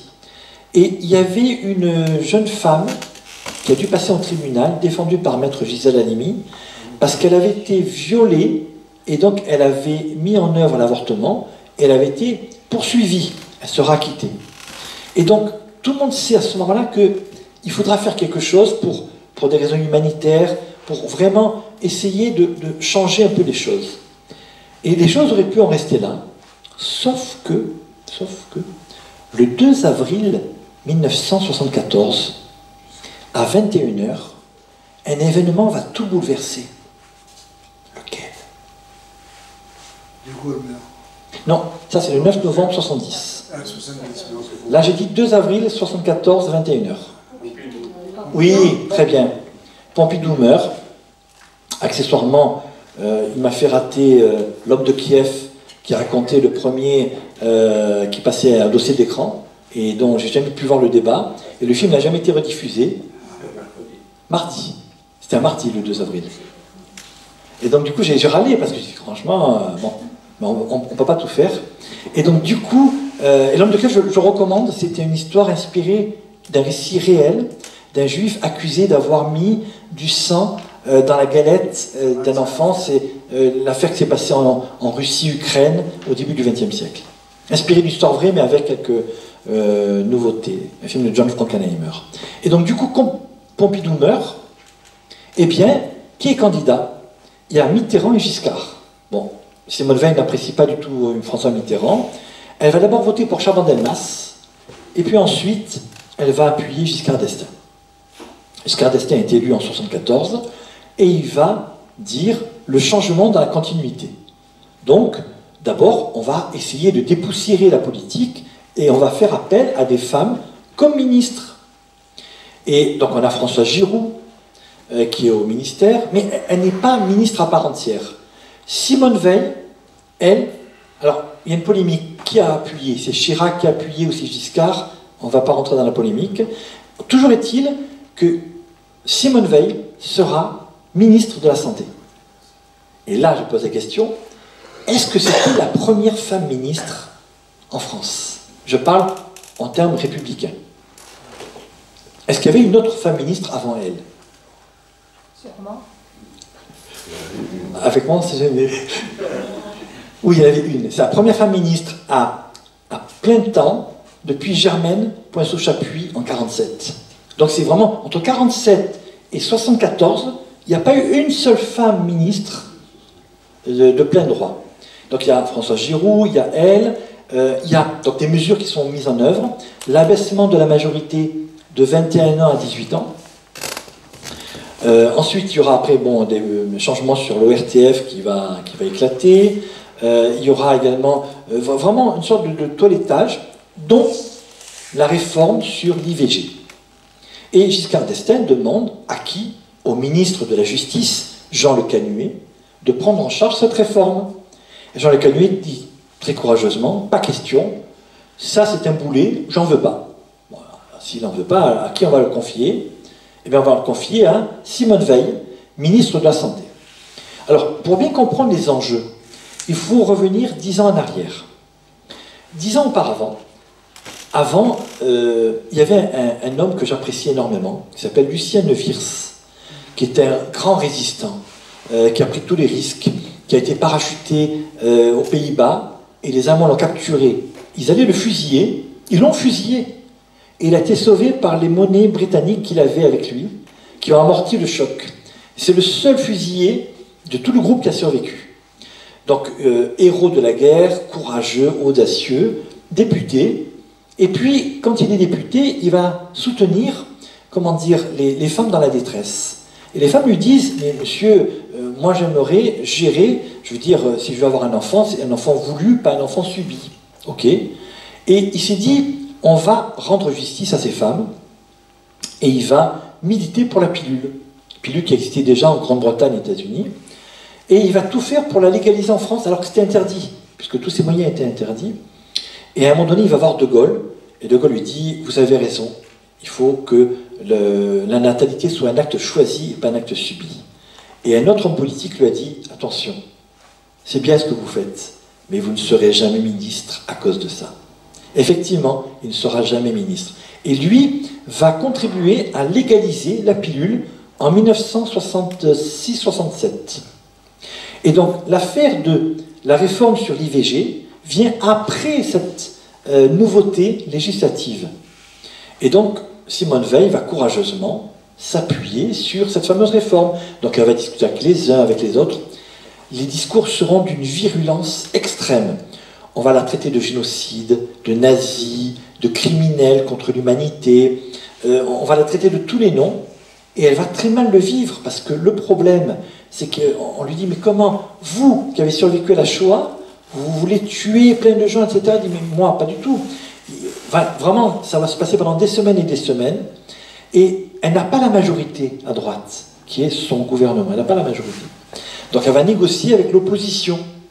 Et le chef de l'opposition à l'Assemblée, c'est Gaston Defferre, accessoirement maire de Marseille à l'époque. Et elle lui dit, écoutez, soyez avec moi, il faut que la loi soit avancée. Et puis finalement, il y a des discussions, des polémiques, enfin, c'est vraiment un feuilleton sans fin. Et in fine, l'Assemblée va le voter le 29 novembre 1974. Et ça sera mis en œuvre le 17 janvier 1975. C'est une mesure provisoire. L'IVG est autorisé pour 5 ans. Et encore, chaque médecin a sa clause de conscience, il peut refuser, voilà, etc. Donc c'était une loi qui a été enfantée dans la douleur, sans faire un jeu de mots. Et ensuite, elle pensait rester quelques mois au gouvernement. Elle va rester 5 ans au gouvernement. Elle était très liée à Jacques Chirac. Et Jacques Chirac s'en va. La légende raconte qu'avant de partir, avant même d'en informer le président Giscard d'Estaing, c'est à elle qu'il s'est confié. Et après, on lui dit, Madame Simone Veil, vous voulez être maire de Paris? Parce que c'était pour la première fois, il y avait des élections municipales, pour la première fois. Et on l'avait envisagée comme maire. Puis finalement, elle attend, et puis finalement, la montagne va accoucher d'une souris. Elle ne sera jamais nommée maire de Paris, mais elle n'a pas aimé qu'on se moque d'elle. Si on ne voulait pas la nommer, il ne fallait pas lui mettre l'eau à la bouche, en quelque sorte. Ça sera Chirac qui sera maire de Paris. Ensuite, elle ne va pas trop s'entendre avec Raymond Barre, qui est le Premier ministre après Jacques Chirac. Et ensuite, le président lui dit, écoutez, il y a des élections européennes. Un peu le même style que celles qu'on a eues récemment. Est-ce que vous voulez, j'allais dire, prendre la tête du mouvement pour la France? Elle dit volontiers. Première présidente de l'Europe, élue au suffrage universel, et première femme présidente. Nous sommes en 1979. Alors, entre-temps, elle a fait des réformes sur la santé, c'est elle qui a lancé les premières réformes sur la réglementation du tabac, alors que c'est une grande fumeuse. Et elle disait, bon, il faut quand même que je me calme. On l'avait toujours cigarette au bec. Jacques Chirac et elle, à qui mieux, qui fumait beaucoup. Et puis elle se dit, bon, je vais un peu censurer ces photos. Donc elle a fait des réformes, elle a fait bouger les lignes en 5 ans. Et là, en Europe, ça sera une des premières personnes qui va développer les liens franco-allemands. Elle va développer considérablement, j'allais dire, le rapprochement des mentalités entre ces deux pays. Elle va créer le noyau dur de l'Europe. Et je rappelle qu'à l'époque, l'Europe, c'était 9 États. 9-10. Ils seront 10 en 81.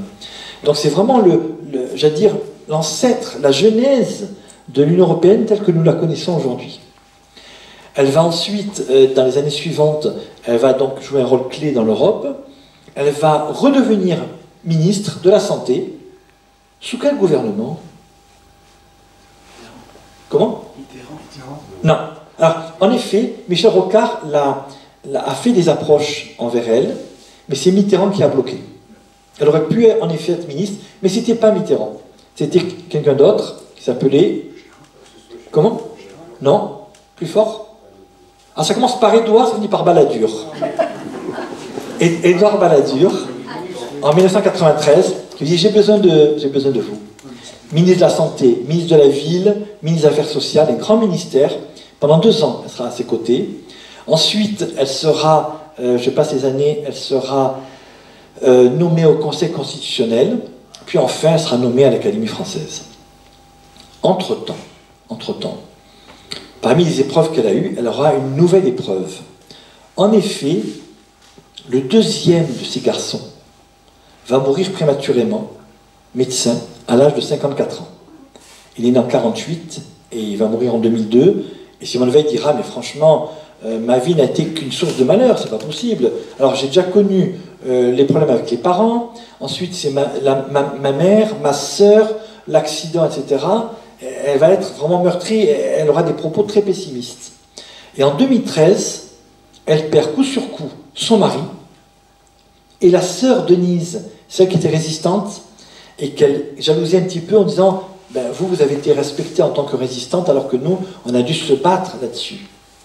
Et on est en 2016, elle est malade, et elle est hospitalisée pour détresse respiratoire, et elle décédera le 30 juin 2017. 30 juin 2017, elle était née le 13 juillet 1927, donc on est vraiment à quelques jours près de son anniversaire. Et c'est rarissime, sous la Ve République, à peine est-elle morte, qu'il y a déjà une pétition pour qu'elle rentre au Panthéon. Et il y a une discussion, qu'est-ce qu'on fait? Est-ce que les corps restent dans le cimetière et ensuite c'est les plaques qui vont au Panthéon? Qu'est-ce qu'on fait du mari, Antoine? Parce qu'ils étaient très liés ensemble. Et donc les enfants disent, oui, si le mari et l'épouse vont ensemble au Panthéon. Et ça a été très rapide, en 1 an à peine, ils vont rentrer au Panthéon, ce qui est un délai extrêmement court. En général, il faut des années. On parle par exemple de panthéoniser Robert Badinter, ça prendra plus de temps que ce qui s'est déroulé à l'instant.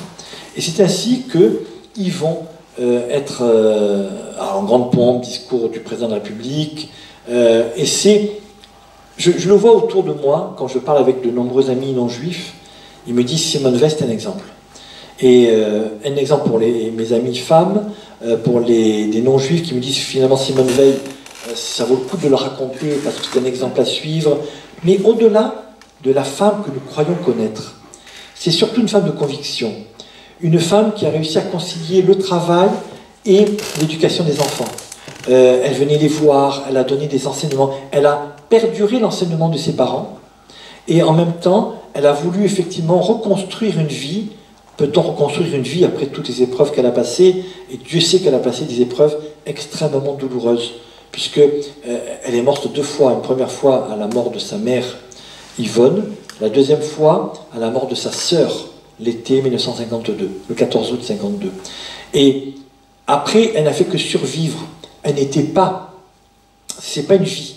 Elle a survécu. Et on le voit des dizaines d'années plus tard, elle ne parlera pas de certains sujets, tellement le poids était écrasant pour elle. Et elle a essayé ensuite d'avoir tout ce côté pédagogique qu'elle a pu expliquer en essayant d'enseigner. Elle est allée à Auschwitz à la demande d'un ami, elle a parlé de la Shoah, etc. Mais elle n'a fait que survivre et elle a essayé d'être à la hauteur des souhaits et des exigences de sa mère, Yvonne, cette mère qui est morte trop tôt à 44 ans et qui lui a manqué toute sa vie. Je vous remercie pour votre attention.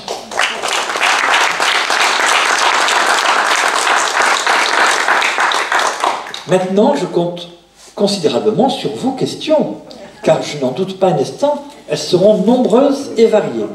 Oui? Moi, j'en ai déjà 2. Oui? Un instant. Non, Je vais je peux le dire fort. Tout le monde entend les questions? Oui. Est-ce qu'elle a connu Anne Frank à Bergen-Belsen? Deuxième chose. Une et une d'abord, attention. Alors, est-ce qu'elle a connu Anne Frank à Bergen-Belsen? Pour moi, la réponse est clairement non. Clairement non. Pourquoi? Parce que, alors, actuellement, c'est ce que j'avais dit à la fille de Judith, selon les dernières recherches, Anne Frank est certainement décédée du typhus en février 1945. Et donc il y a eu un chevauchement. Elle n'a pas pu la connaître. Non. Deuxième question. Alors, le mari, Antoine Veil, il n'a pas été pris en France, il n'a pas été emmené à Drancy. Alors, de mémoire, Antoine Veil, de mémoire, alors, ce que je sais, c'est que je crois qu'il s'est caché. En vrai, il y a eu des arrestations dans sa famille, mais pourquoi il n'a pas été arrêté? Je le sais parce qu'il a rejoint l'armée française en 1944. Donc, il est rentré en résistance dans les maquis. Mais il aurait pu connaître le même sort que la famille de Simone Veil. Si on regarde bien, c'est d'autant plus rare parce que Simone Veil n'aurait pas dû être arrêtée. Elle a joué de malchance. Elle serait restée chez elle. À quoi ça tient le destin? Après, derrière, sa famille n'aurait pas dû être arrêtée. Donc c'est un concours chaque fois. Alors, pour moi, il n'a pas été déporté. Pour moi, non. Et c'est d'ailleurs pour cela qu'elle a pu dire certaines choses à son mari, mais son mari ne pouvait pas tout comprendre. D'où l'importance du lien fraternel entre Milou, la sœur aînée, et elle, à laquelle elle était seule à pouvoir se confier, parce qu'elle seule pouvait comprendre les interrogations de Simone Veil. Avez d'autres questions? N'hésitez pas. J'ai faim, j'ai soif, allez-y. Oui? Je voulais juste dire que il faut réécouter le discours de Jean d'Ormesson pour l'accueil de Simone Veil à l'Académie, c'est extraordinaire. Tout à fait. Alors, la question, enfin, le point est très important. Quand Jean d'Ormesson va accueillir sous la coupole, le discours est fabuleux, fabuleux. Je rappelle que Simone Veil succédait à Pierre Messmer. Et d'ailleurs, entre parenthèses, sur l'épée, si ma mémoire est bonne, ils avaient gravé le numéro matricule 78 651, qui était le numéro matricule gauche apposé sur le bras, et qui figure sur l'épée remise à Simone Veil. Et le discours de Jean d'Ormesson était exceptionnel, mais je vais même plus loin, petite parenthèse, beaucoup de choses qui ont été dites par Jean d'Ormesson étaient magnifiques, même indépendamment de cet événement. Il y a une certaine sagesse dans cette histoire. Il avait une grande admiration pour Simone Veil. Je confirme. Allez, n'hésitez pas. Allez-y. J'apporte le micro, qu'à ça me tienne. Il faut savoir se dévouer. J'ai compris, oui. Du miel. Je voulais savoir, est-ce que les sœurs de Simone Veil se mariaient avec des juifs? Alors, bonne question. Est-ce que les sœurs sont mariées avec des juifs? Bonne question. Alors, d'abord, il ne restait plus qu'une. Puisque Madeleine, celle qui est morte dans l'accident de voiture, son mari avait un nom à consonance juive. Donc je présume que c'est le cas. Je présume très fortement. Par parenthèse, avant que j'oublie, le mari n'avait plus où loger et il a demandé à Antoine Veil de dormir chez lui. À la grande fureur de Simone Veil qui a dit, attendez, non seulement il tue ma sœur, certainement par inadvertance, et en plus il faut qu'on l'héberge, donc elle a mal pris. Donc pour Madeleine, la réponse est oui. Pour Simone, la réponse est oui. Pour Denise, bonne question. À mon avis, mais ça n'engage que moi, j'ai aucun élément concret, je dirais que pour Denise, la réponse est non. Parce que Denise, elle était dans un univers plus laïque, plus résistentialiste, plus Germaine Tillion, plus le côté socialo, etc. Donc à mon avis, mais encore une fois, je suis Baudor, j'ai aucun élément concret, c'est une bonne question. Pour moi, Madeleine oui, Simone oui, Denise probablement non. Donc apparemment elle n'a pas eu d'enfant et on ne sait pas. Alors, est-ce que Denise a eu... Alors, Madeleine, c'est fini puisque le fils est mort.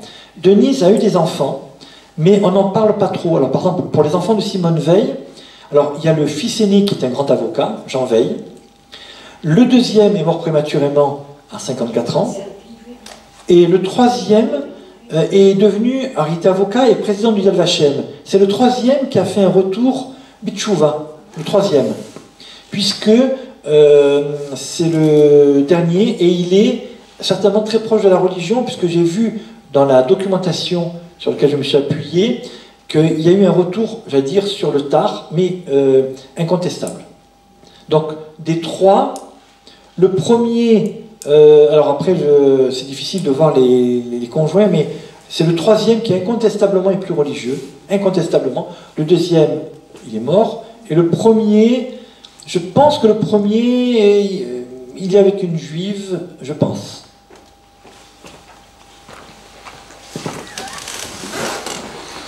Voilà, qu'est-il arrivé finalement de l'Agapo?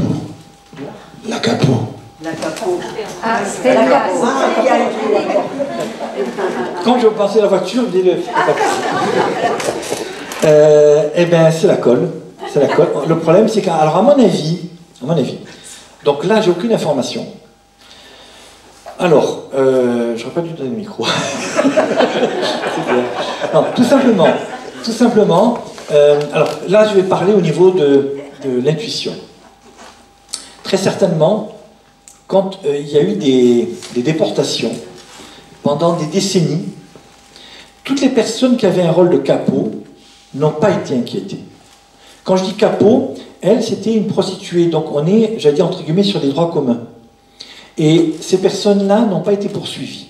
Même pire, les Allemandes qui ont joué un rôle dans l'encadrement des camps, à quelques exceptions très rares, dont une que j'ai en tête, n'ont pas été poursuivis. C'est-à-dire qu'en réalité, on a poursuivi les responsables des camps, mais celles qui étaient d'une cruauté inhumaine, parce que j'ai beaucoup travaillé sur l'encadrement des camps, et on croit souvent que les personnes qui venaient, qui étaient on appelle ça les chiennes de garde, à Ravensbrück, à Bergen-Belsen, à Dachau, etc., on disait souvent qu'elles étaient sélectionnées pour leur cruauté. C'est faux. En réalité, on prenait des secrétaires, on prenait la classe moyenne, et elles arrivaient et les déportaient, calculaient combien de jours étaient nécessaires pour que la personne qui au départ disait, quand elle voyait une déportée, pardon, excusez-moi, combien de jours elle mettrait pour être plus cruelle que les gardiennes chevronnées. En général, entre 8 jours et 2 semaines, c'était le délai nécessaire pour que ces personnes, monsieur et madame tout le monde, puissent devenir plus cruelles encore que les gardiennes chevronnées. Et maintenant, compte tenu de tout ça, la plupart de toutes celles et tous ceux qui ont cadré ont obéi aux ordres du commandant du camp, n'ont pas été inquiétés, tant les hommes que les femmes. Il y a eu des exceptions, notamment Irma Grise, qui était d'une cruauté abominable, qui a été pendue dès décembre 1945. Mais bon, pour une pendue, c'est la seule. Les autres, une va être arrêtée 20 ans plus tard, qui était la femme du commandant, et qui finalement va mourir en prison. Mais en général, ils sont tous passés entre les mailles du filet. Il a fallu des décennies pour que, par exemple, comme des Maniouk, qu'on puisse les poursuivre, alors qu'avant, ils n'étaient pas du tout poursuivis. Et si vous regardez bien, des centaines de milliers de personnes ont été impliquées dans la mise en œuvre de la Shoah. Et sur ces centaines de milliers, il y a une infime partie qui a été poursuivie. Je ne dis même pas sanctionnée, parce que même ceux qui ont été jugés ont eu des peines d'une... Simon Wiesenthal dira, si on ramène au meurtre, ça fait à peu près 4 minutes par meurtre, ce qui est impensable. Donc toutes ces personnes-là se sont passées entre les mailles du filet. On a visé les dirigeants, par exemple les hommes politiques, au hasard, Göring, Rudolf Hess, etc., Ribbentrop, entre autres, des chefs militaires, Keitel, Jodl. On a visé les médecins, et encore quelques médecins, sachant que les médecins les plus terribles, certains sont passés entre les mailles du filet, alors qu'ils avaient fait des expériences médicales abominables.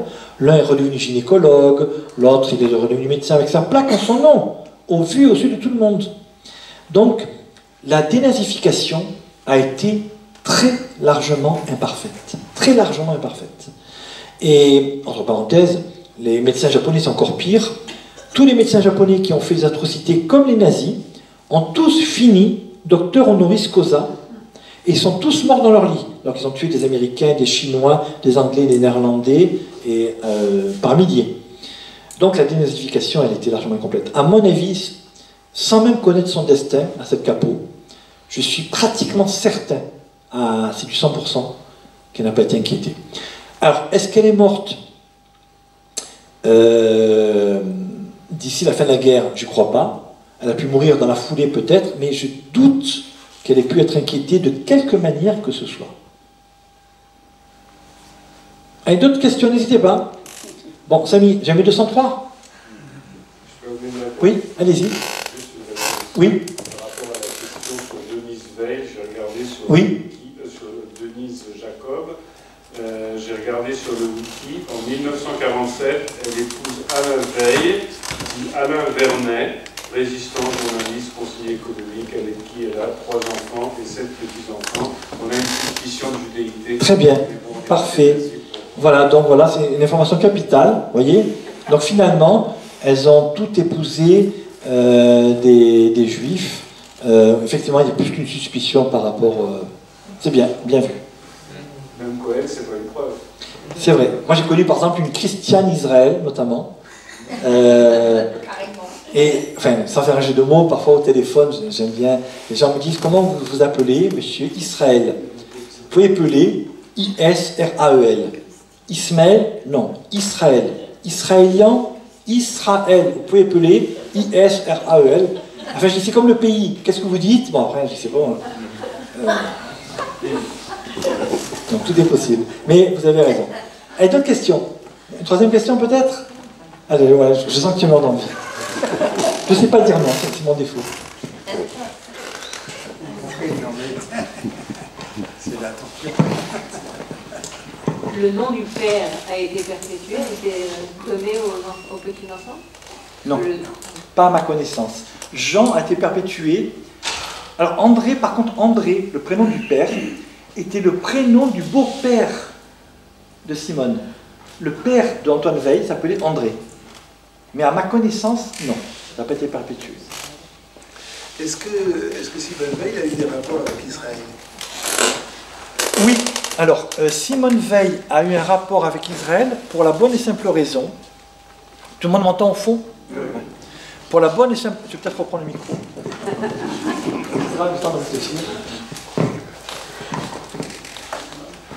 Simone Veil a eu un rapport avec Israël, notamment parce que son fils, le dernier, celui qui est devenu Baalé Teshuvah, qui s'est occupé de Yad Vashem, avait fait un séjour dans sa jeunesse dans un kibbutz. Et donc Simone Veil est partie en Israël pour le voir. Donc c'était un premier contact. Elle a eu des contacts avec Israël, mais elle n'était pas particulièrement sioniste. En réalité, pour elle, elle était dans la mémoire de la Shoah. Donc elle a eu des rapports avec Israël, etc. Mais elle a toujours jalousement veillé à préserver sa fibre, j'allais dire, franco-juive. Et donc cette relation avec Israël existait, mais elle n'a pas été particulièrement valorisée. Je crois me rappeler qu'elle avait essayé de dissuader son fils de rester en Israël et de lui dire « ton avenir, c'est en France ». D'ailleurs, il est revenu en France, où il est devenu avocat.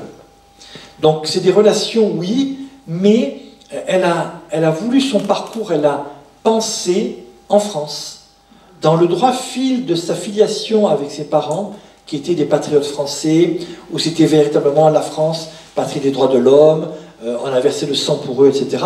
Elle se situe dans cette filiation, du début jusqu'à la fin. D'autres questions, n'hésitez pas. Vous pouvez nous dire un mot sur Marceline Lorinon, c'est un condamné? Alors, je vais être franc, j'ai moins travaillé sur elle. Alors, c'est son amie, effectivement, c'est elle qui va avoir un lien très fort avec Simone Veil. Et ils vont garder cette relation étroite tout au long de leur vie. Et Marceline, je crois, elle était, si ma mémoire est bonne, elle était à l'hommage de Simone Veil, je crois quand même qu'elle est intervenue, mais j'ai moins eu l'occasion de travailler sur elle. Moi, j'ai une technique très particulière, c'est-à-dire que je m'oblige, quand je parle d'un sujet, à lire quasiment tous les livres disponibles sur le marché, livres et documentaires. Et elle, je l'ai mise de côté pour essentiellement des questions de temps, parce qu'il a fallu un effort énorme. Il faut récupérer tous les livres, en gros, il y en a une bonne quinzaine. Et d'ailleurs, je rappelle que ceux ou celles qui voudraient compléter leurs connaissances, n'hésitez pas à lire Une vie, qui est l'autobiographie de Simone Veil, sortie en 2007, si ma mémoire est bonne, aux éditions Stock. Et surtout, un autre livre que j'aime beaucoup, qui est le livre de Simone Veil, qui s'appelle, c'est de Amandine Deslandes, 1000 vies, un destin, qui lui est plus récent et qui est sorti en 2021, et qui est, j'allais dire, c'est le contrepoids de l'autobiographie de Simone Veil. C'est-à-dire que ce qu'on ne voit pas dans le premier livre, on le voit dans le second, et donc il faut lire les deux livres en synchro, pour bien comprendre le destin exceptionnel d'une femme juive française qui a simplement essayé de vivre et après de survivre après toutes les épreuves qu'elle a subies. Oui. Moi, j'aimerais poser une question parce que je ne comprends pas. La famille Franck, donc la famille d'Anne Frank avait une radio, était au courant de tout ce qui se passait. La famille Jacob avait une radio, mais n'était pas au courant. Bonne question. Tout le monde a entendu? Alors, il faut savoir que, d'abord, la famille Franck avait cet appareil TSF connecté sur Radio Londres. Et ils écoutaient essentiellement ce qu'on appelle Radio Orange, les émissions de la résistance hollandaise basée à Londres et qui passaient par la BBC. Donc ils avaient des informations sur le débarquement, sur plein de choses. Dans le cas du père de Simone Veil, la difficulté est la suivante.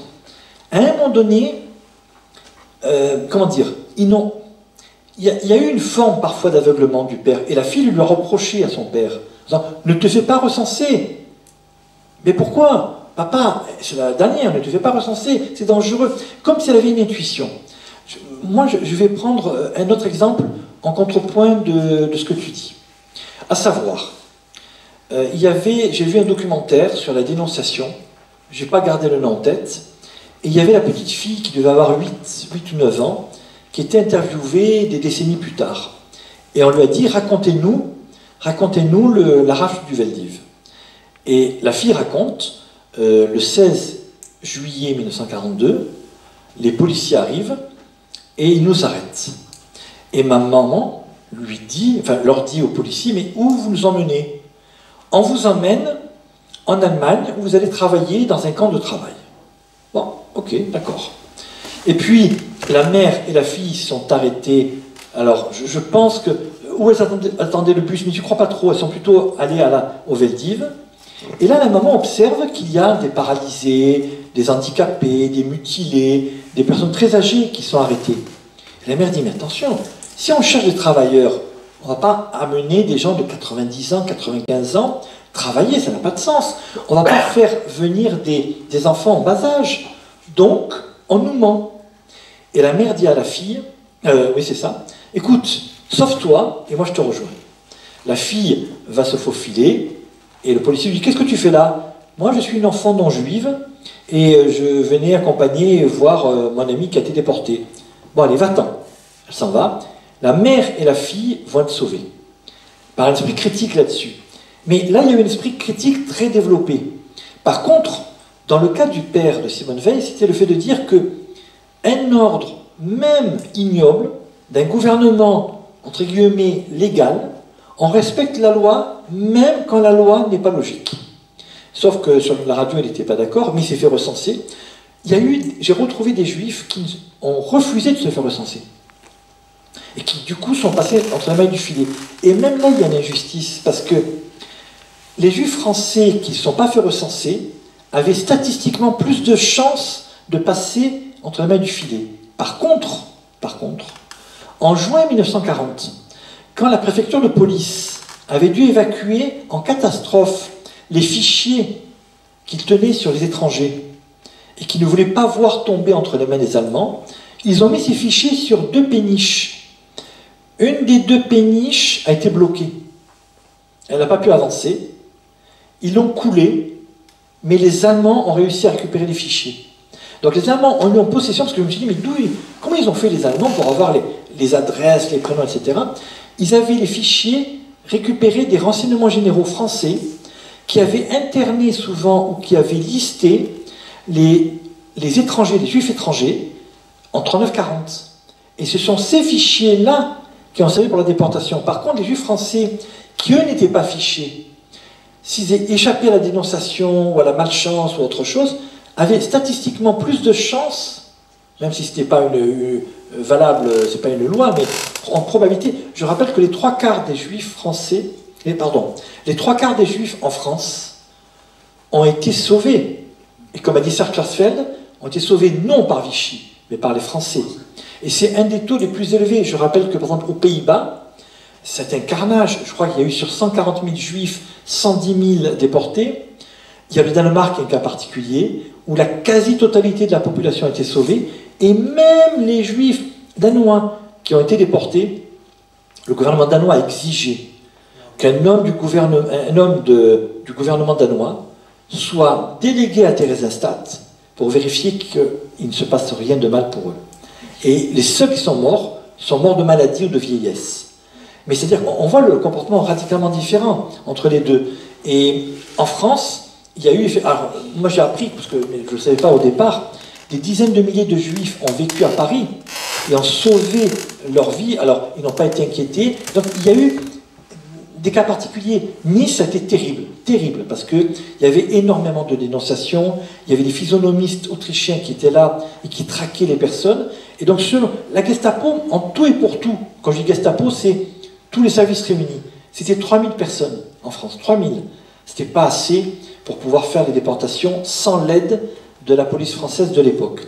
Et donc, en fonction des villes, la priorité n'était pas l'arrestation des juifs, et dans d'autres, oui. Et pour répondre à la question, donc voilà pourquoi, et même Anne Frank, et même la famille qui savait les nouvelles, malgré tout, ils ont dit, quand on était arrêté, Anne Frank, regardez, on est à l'air libre, enfin, on n'est pas obligé de se cacher, ça sera très difficile, mais ils n'imaginaient pas, eux non plus, le destin funeste qui allait les attendre.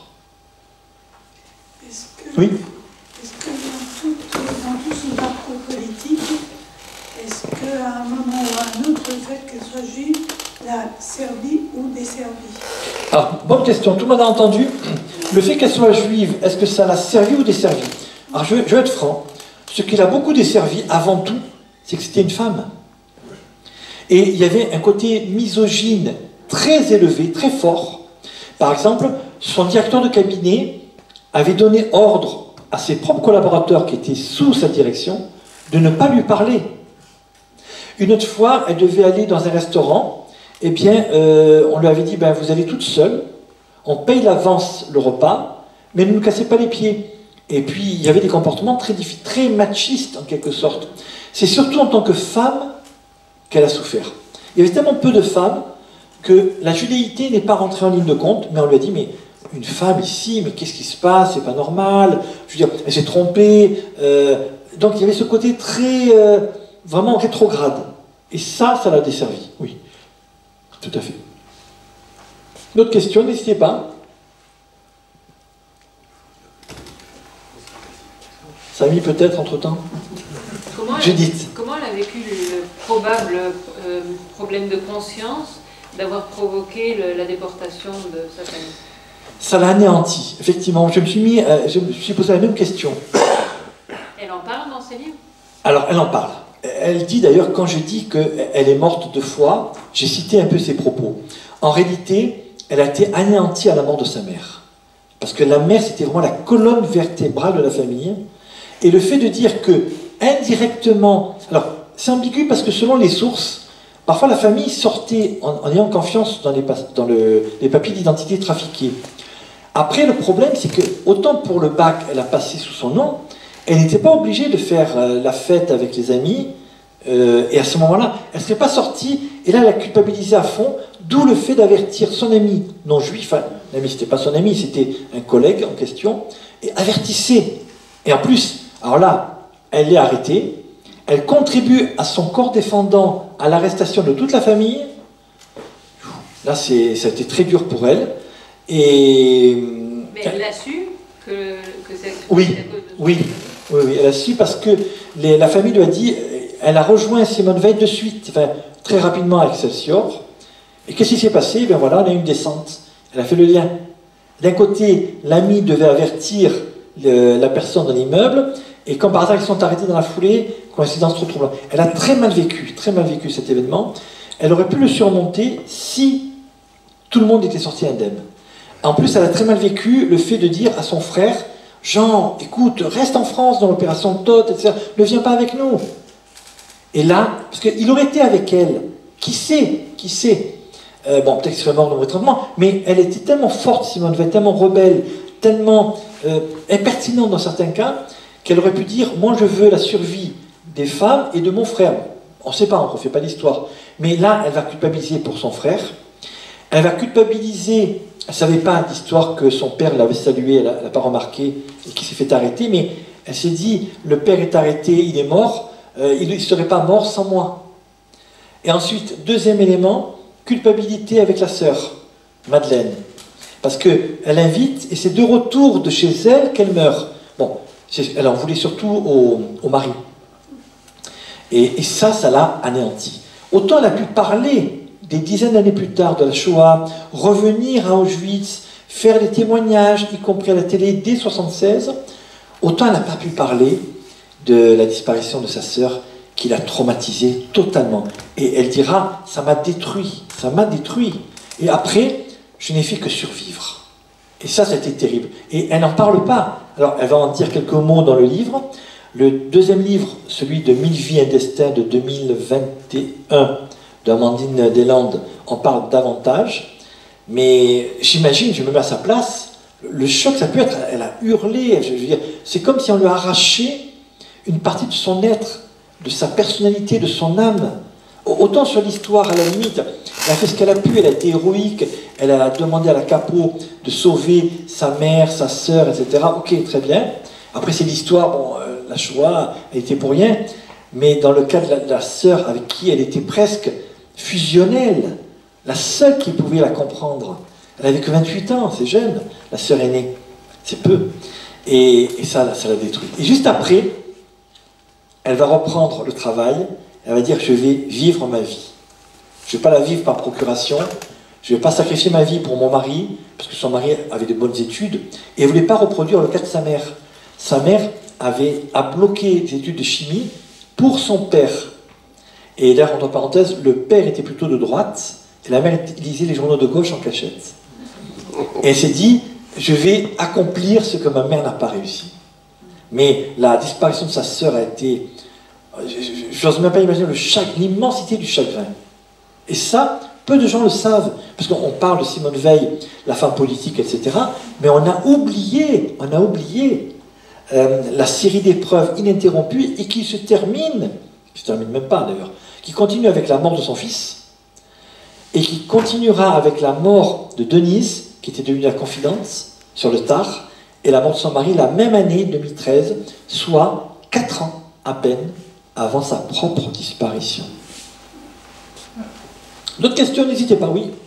D'après quelques témoignages que j'ai entendus, il semblerait, vraiment entre guillemets, qu'elle était meilleure grand-mère que mère. Alors, oui, il y a une base de vrai. Tout le monde a entendu la question, elle était meilleure grand-mère que mère. En vrai, elle aimait ses enfants à sa façon. Comme je le disais, elle tenait toujours à déjeuner avec eux, entre midi et 2. Le soir, même si elle avait des rendez-vous, elle venait les voir. Après, elle avait une attitude pédagogique un peu comme son père, ses parents, très exigeant. Elle demandait beaucoup d'efforts. Après, avec ses petits-enfants, ce n'était pas la même chose, parce que...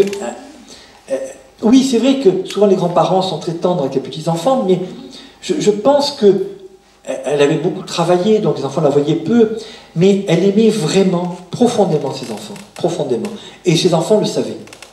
Et ses enfants savaient qu'il fallait qu'elle ait son équilibre professionnel pour pouvoir avoir son équilibre personnel.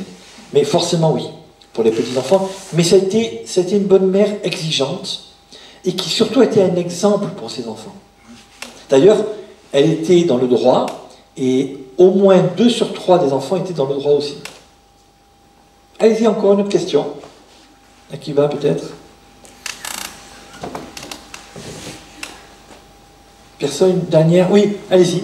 Que vous pouvez réagir encore à la situation de certains juifs français qui refusent encore de mettre les pieds en Allemagne vu le contexte. Vous pouvez parler de la dénazification qui n'a pas eu lieu. Donc la question c'est comment expliquer le fait que des juifs aujourd'hui refusent de mettre les pieds en Allemagne par rapport à ce qui s'est passé. Alors je vais donner un élément personnel si vous voulez bien. J'avais un oncle qui, hélas est décédé maintenant, qui me disait jamais il ne mettrait les pieds en Espagne. Et je lui disais pourquoi? Et il me disait parce qu'il y avait l'Inquisition et ça je ne le pardonnerai jamais. Ça se passait en 1492 et il me le disait, nous étions en 1980. Ça l'avait marqué.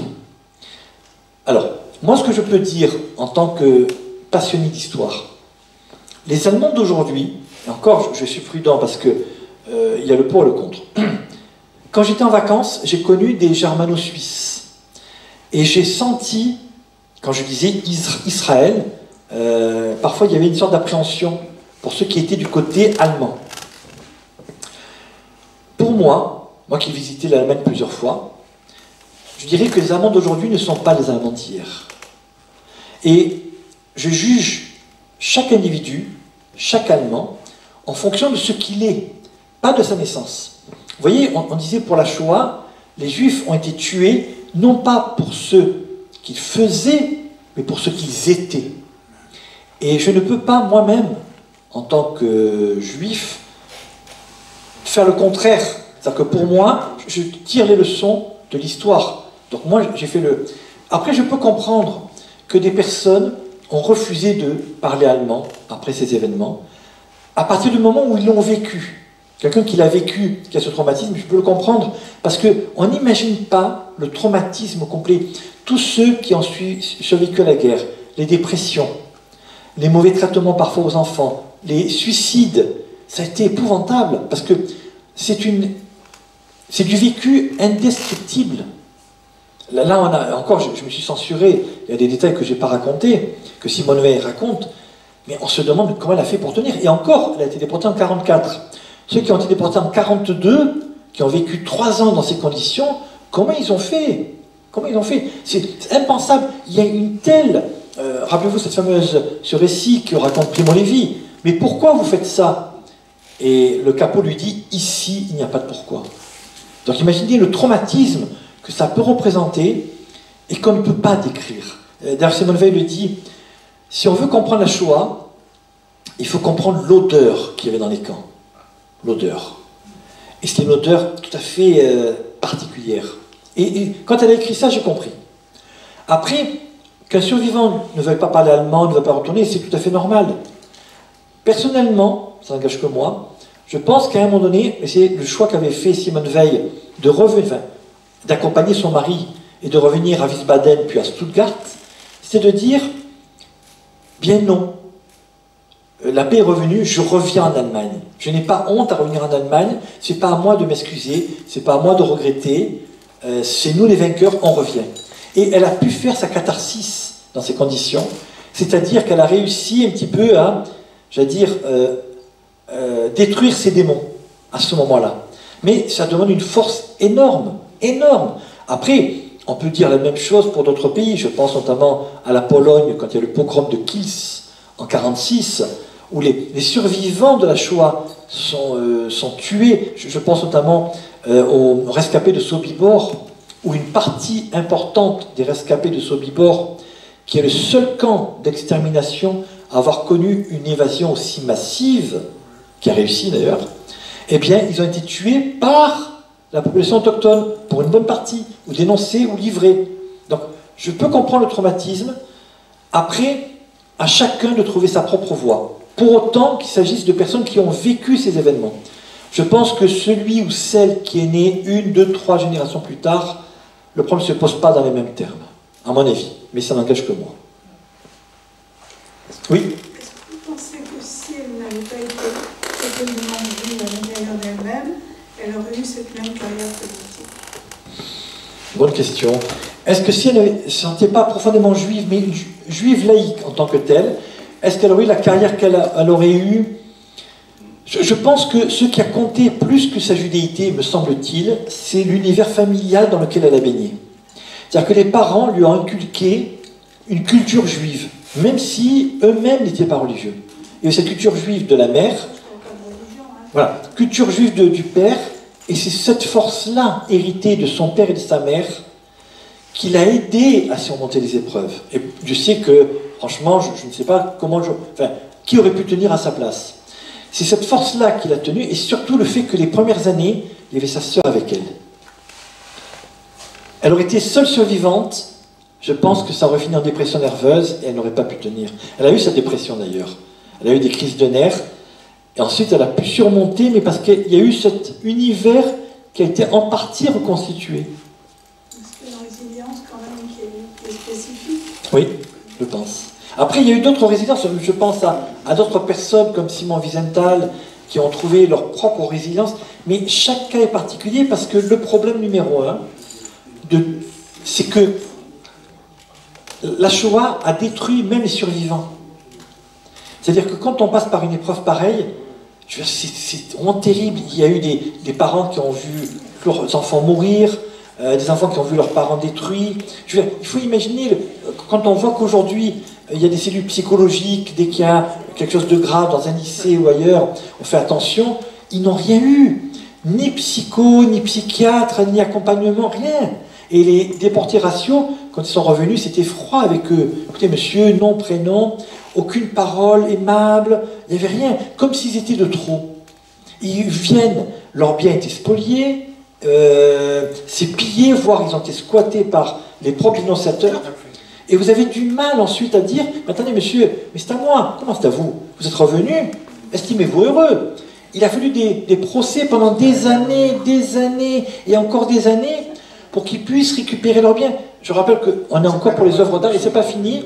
Les œuvres d'art, jusqu'à aujourd'hui, on retrouve, tiens, on est en 2021, 22, 23, 24, on va rendre, restituer, comment ça, 2023 ? Près de 80 ans après. C'est honteux. Et pour moi, je le disais à un ami à Marseille, au-delà de tout ce que j'ai décrit, et on parlait notamment du cas de Philippe Pétain, ce qui m'a vraiment bouleversé, c'est la spoliation. La spoliation. C'est-à-dire que ce soit les juifs allemands, les juifs français, on leur confisque les biens, les entreprises, leur patrimoine, il fait déclarer les biens. Ensuite, c'était transformé en obligation, vous avez 1/10 de la valeur. Mais je veux dire, par là, cette spoliation, elle est innommable. On a non seulement voulu tuer les personnes, on a voulu tuer leur âme, leur corps, leurs biens, et tout effacer. Et là, c'est pour ça souvent, quand ici ou là, j'entends des mots qu'on ne devrait pas dire sur la situation actuelle, génocide, par-ci, par-là, et qu'on banalise, voici un vrai génocide. Une volonté d'exterminer une population entière, non pas, comme je l'ai dit, pour ce qu'ils faisaient, mais pour ce qu'ils étaient. Du bébé à la personne 4e âge, il n'y avait aucune exception.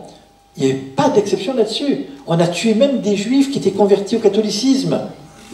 Donc, ça, c'est une volonté d'annihiler la totalité d'un peuple de A à Z pour qu'il y ait, comme Hitler le voulait, le musée de la race disparue à Prague. Je veux dire, ça, c'est un vrai génocide. Les vrais génocides, je vais les citer. C'est le Cambodge, où il y a le premier autogénocide, les Arméniens, les Juifs et le Rwanda. Voilà des vrais génocides. Et le mot est galvaudé jusqu'à la nausée pour d'autres situations qui m'écœurent. Alors finalement, on a vu en Simone Veil quelqu'un qui était capable, plutôt que ses promotions étaient parce qu'elle était juive. C'est ça, absolument, je confirme. C'est le fait de dire que Simone Veil, c'est à la fois le symbole de la résilience.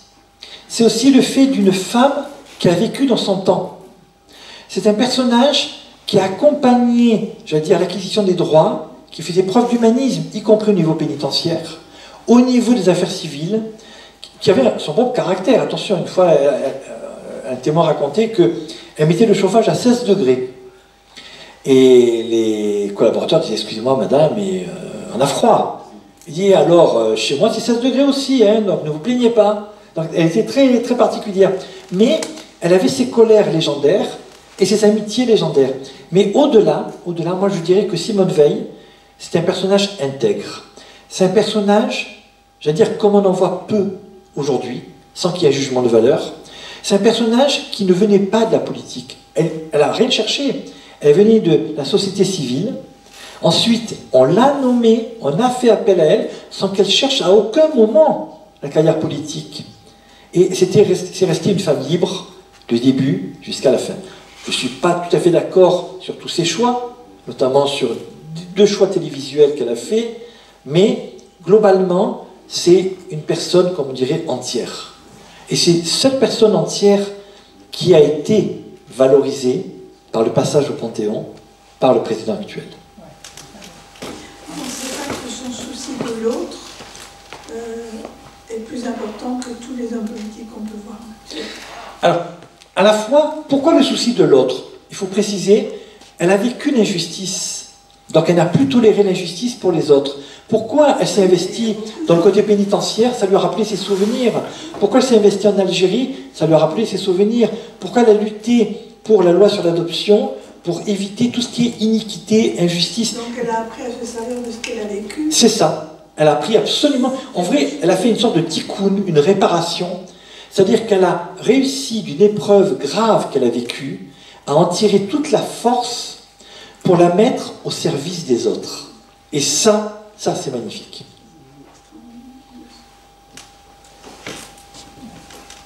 C'est bon? Écoutez, je vous remercie de nouveau pour présent. Et pensez à lire les livres. N'oubliez pas, ce qui est important, c'est l'intervention. Lisez les livres sur Simone Veil, complétez les connaissances, appropriez-vous vous-même le savoir au-delà de cette conférence. Bonne soirée.